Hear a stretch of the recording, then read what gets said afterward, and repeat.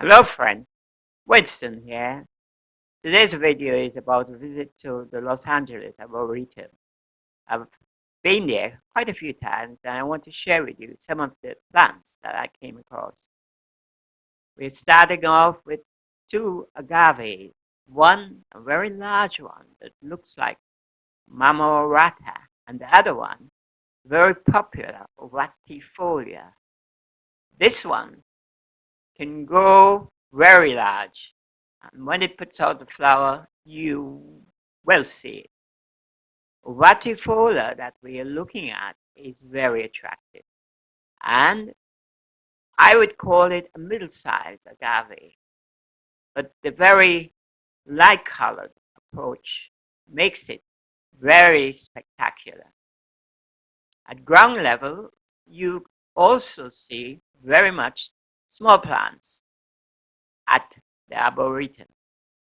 This is one of the tephrocarpus species. Tephrocarpus used to be part of the normal Opuntia, but now they are put in a special category. And there you can have lots of these that you're looking at, plus the regular.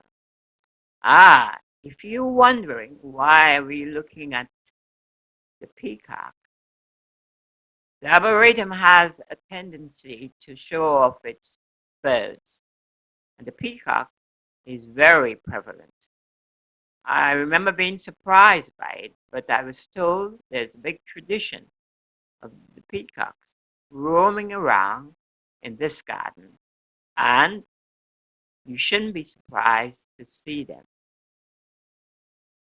Visiting gardens are part of my setup, and looking out there, you can see the very famous Oncorina species. They're known for very much yellow flowers. There are a few non-yellow, but these, to me, are spectacular. They tend to lean towards the tropical because they come from Madagascar, but can be grown in pots like I do sometimes in my London setting. This is one of the non-yellow plants. It's slightly purplish, very interesting, not as prolific as the yellow flowers, but just as interesting.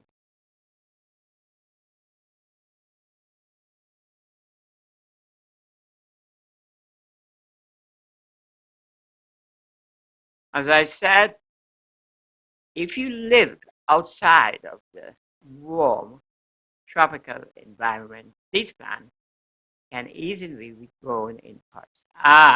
This is a genuine big size Oncorina. As you can see, it can grow from the ground and produce loads of flowers. Okay. We are coming into this another Madagascar's favorite, Aloes Hosera. Very unusually looking plant, and a plant that you should try to grow. I do, in pots, of course. Mine never do very well, which means I never get to grow too large. But the pleasure to me is being able to grow a plant in a personal situation, even though normally in the habitat area it would be very different. These are young Peresca plants. This one I identify as Saccharosa in buds.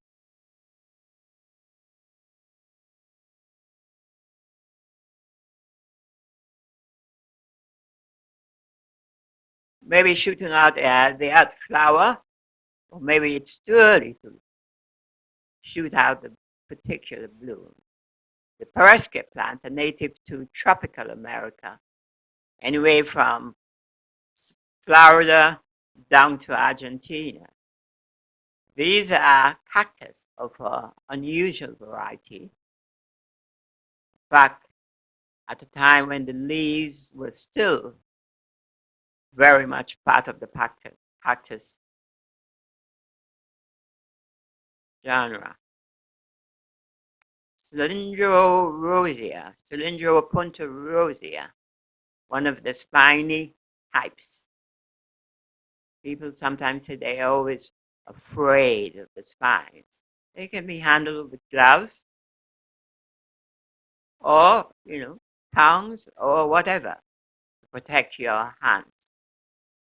Rosea with a pink flower can be quite attractive as long as you take care in handling them. You can also grow them in pots.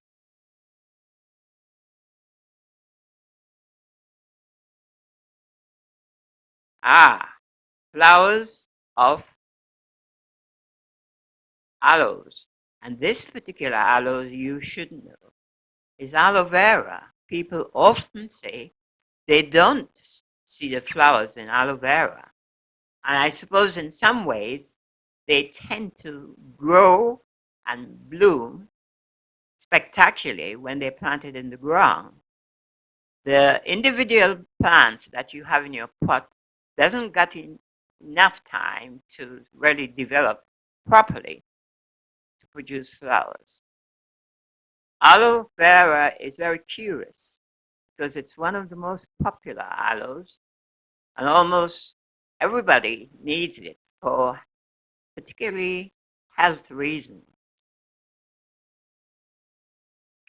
The Arboretum is noted for lots of aloes, and I'll show you a few. This one, that way, also called Jacob's ladder. I was able to catch it in full bloom, and I was impressed with the spectacular flowers. No matter how you love aloes, it's nice to see them in bloom. Jacob's ladder, as I say, can produce very spectacular flowers. There are some aloes I came across which I didn't recognize whatsoever. But just as interesting, and also putting out blooms that were particularly unusual to me. This one was.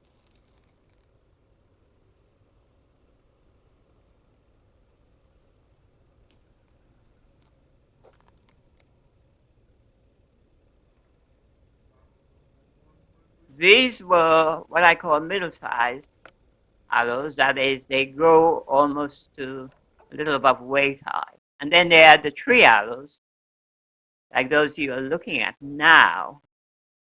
And this particular group were interesting because their leaves were left on, and they were actually standing unusually, almost like having what I would call petticoats hanging all around this trunk.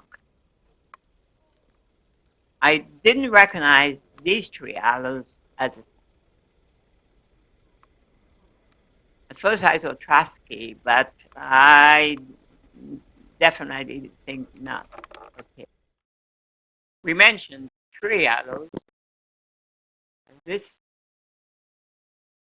aloe malosea is a good example of a tree aloe. Blooms tend to explode in all directions. And it's one of the tree aloe's best examples of a flowering plant. Okay, we have some of the regular sized aloes, which are, in this case, Campari. If you catch it the right time of the year, spring, early spring, summer, Campari can really put on a show.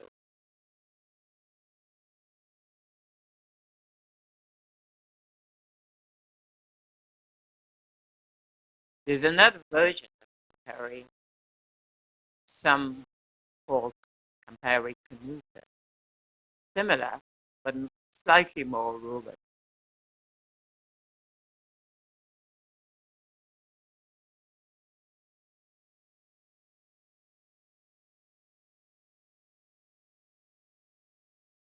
Ah, this is a mixture of plants, aloe plants. They were planted very close to one another, so it's very difficult to identify species. But great selection, even though most of them I didn't recognize the species which they belong.